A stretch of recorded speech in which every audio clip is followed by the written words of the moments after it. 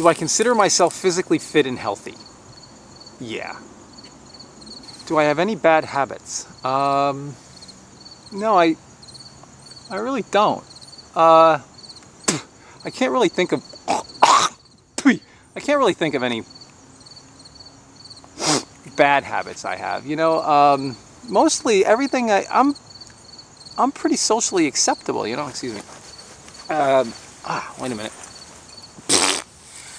In general, no bad habits. No, seriously. I'm sorry. I'm sorry you had to see that. It's my alter ego. It sometimes gets the best of me. Okay, so do I have any bad habits? Man, I gotta wash my hands. So do I have any bad habits? You know, I'm sure I do. I leave the toilet seat up. I don't put the cap on the toothpaste. I tend to leave my dishes all over the place. But honestly, I don't smoke, I don't drink. I would like to cut down on the coffee a little bit. I tend to eat just whole vegetable-based foods. I tend to do pretty well on that side of things. Yeah, I'd have to say the coffee. Yeah, definitely the coffee. Do I have any fears or phobias? I like that question. At first I was a little afraid of it.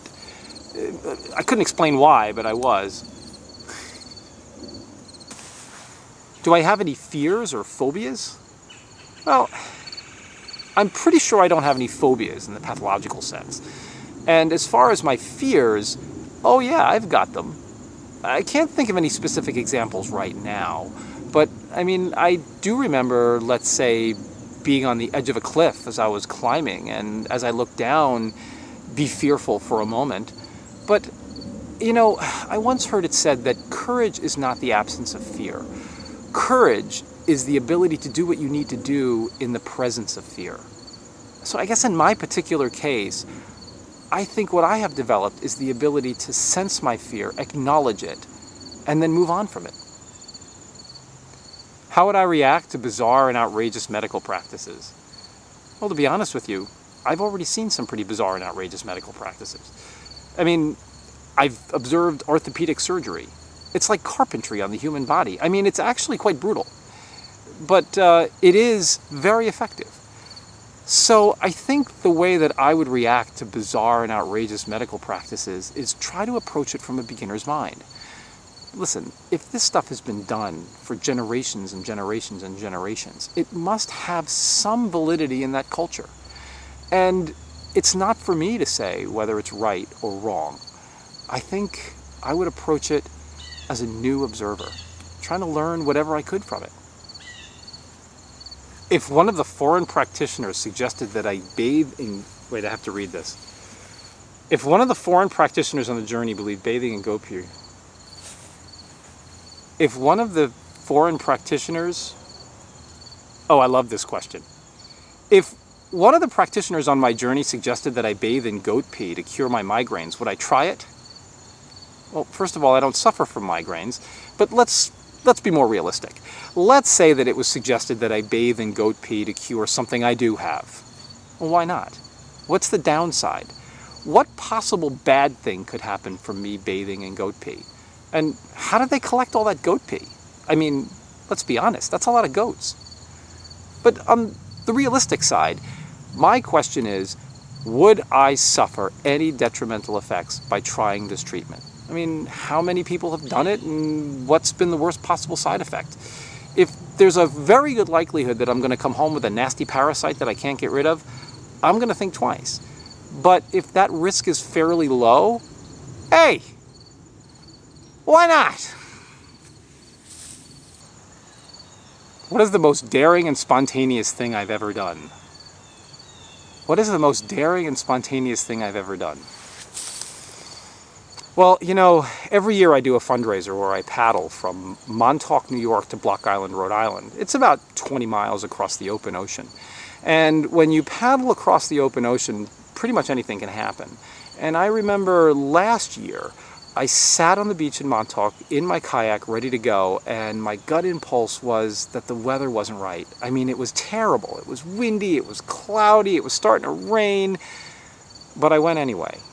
I mean, we had support boats, so I knew I wasn't in terrible danger. But I have to admit, a trip that normally takes 4.5, 5 hours took over 8 hours.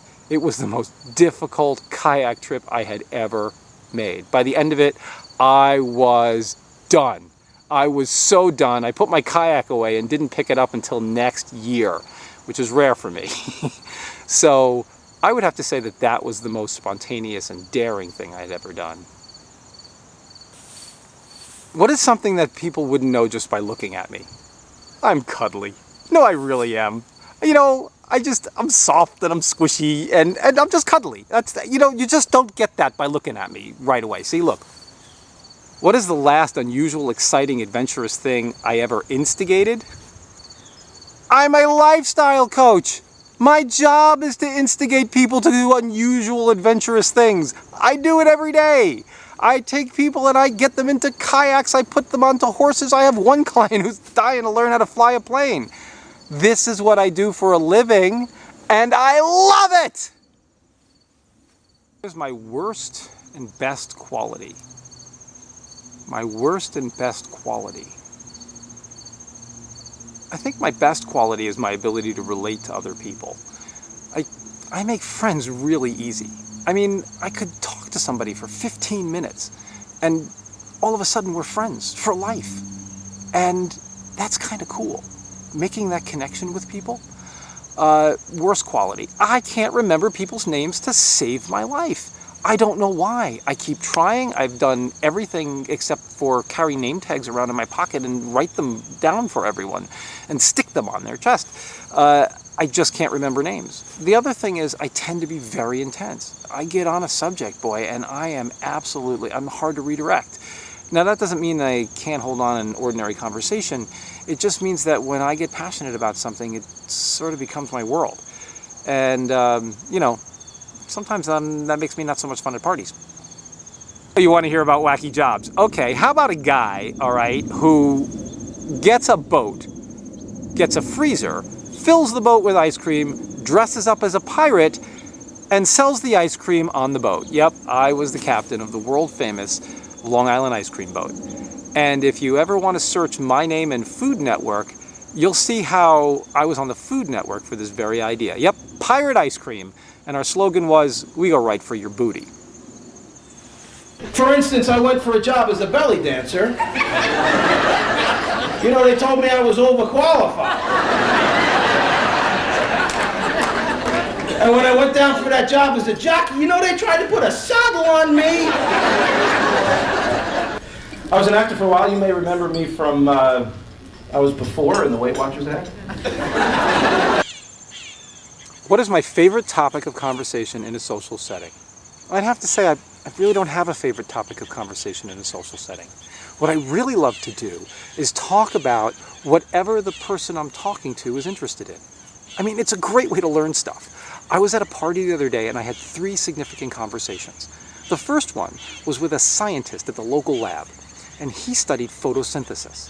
Oh my God, the things I learned about photosynthesis. Amazing, amazing insights. The next conversation I had was a gentleman, he was about 80 years old, and he was literally in the telecommunications business at its birth. At its birth! Do you have any idea how exciting it must have been to be at the beginning of such a major industry as the telecommunications industry? I mean, he had so many things to talk about. And the final conversation I had at that same party was a woman who was in business. And she was having some struggles with the workers' compensation laws. Oh my goodness, did I learn a lot about workers' compensation laws. And that's important because I have employees too. What are my pet peeves? I hate it when people slurp soup. I don't know why, I just can't take it. And loud eaters. I don't know what it is about those 2 things. Drives me insane. How do I handle stressful situations? Well, what I've learned to do with stressful situations is I hyper-focus. I literally phase out everything else that's bothering me, and I try to focus on some useful, tangible objective. And that seems to always help, because usually my stress is generated because I feel out of control. As soon as I start to focus in on something, even if it's not 100% effective, I feel better and my stress level goes down.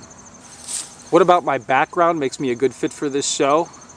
Oh, come on! You wrote this show for me! I am a hands-on medical practitioner and a lifestyle coach. I have extensive experience doing all sorts of adventurous things. I can take a four-wheel drive and make it play like a Stradivarius.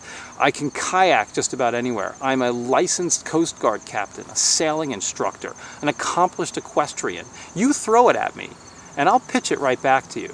What in my background makes me suitable for this show? How about everything? Not to mention the fact that I just love relating to new people. I love learning new things. Oh my goodness, you are the show for me.